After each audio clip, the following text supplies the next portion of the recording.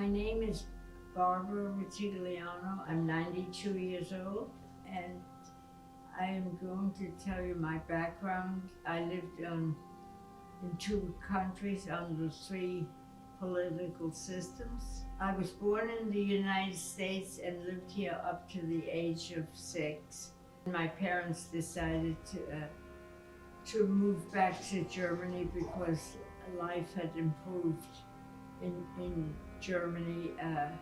They originally had come to this country because it was very bad after World War I in Germany, 1939, World War II. And at first we did not experience the war like some of the other cities that were bombed and just felt the war. Many people didn't have enough food anymore, and as the war came closer to us, we experienced the bombing. Our city was basically destroyed. Fortunately, we lived outside the city. The city burned for a whole week. It was the city of Dresden. February 13th, 1945, it was destroyed. And then what I remember from World War II was when the bombing first, planes coming close to where we lived, they would dive out of the sky if you were on the street. Civilians at that point too got caught in that struggle. They were shot at. German soldiers at first stayed in our house, then they retreated, and then the Russian soldiers came, and my mother hung out a white flag, a sign of surrendering. Tanks coming through the woods, and the trees were being knocked over like matches. Soldiers were coming into the house, shooting into the house. We were in the basement, and then came up with our hands up. That's a memory that you never forget. And then after that, it was starving basically, and then communism took over. However, after the war was over and we had nothing to eat, my father was told that because I was born in the United States, I had an automatic citizenship, and I was entitled to food packages. So once a month we traveled to Berlin and got a food package for myself and my sisters who also were born in the US. And we got Spam and powdered milk and some other goodies. I think they were cookies.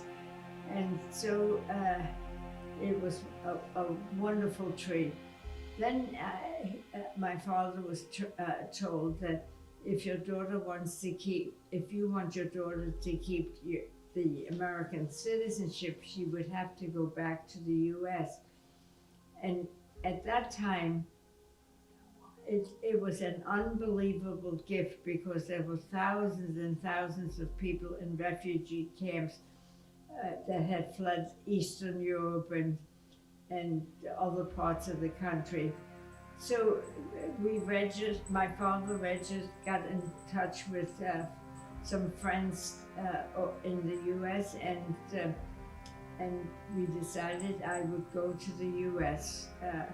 It took about a month. I was in a camp first and on an army transport ship together with other refugees, repatriated Americans, and came to New York City. I lived at first with a family and went to a school of 2,000 students in Queens, New York, which was quite a shock. First of all, I was raised, I went to a village school, and then coming to this country where it was a land of plenty, you could have enough to eat, you could buy anything. It was like a fairy tale. However, I was very homesick, and the arrangement was I was going to stay for a year and then go back. And then as life went on and times were so bad over there, I decided I would stay and get educated over here. And I went to high school and then nursing school. And then after that, I met my future husband, and it was a wonderful life. It was such a blessing that I was able to come to this country and enjoy the freedoms that we have in this country and compared to some of the other political systems.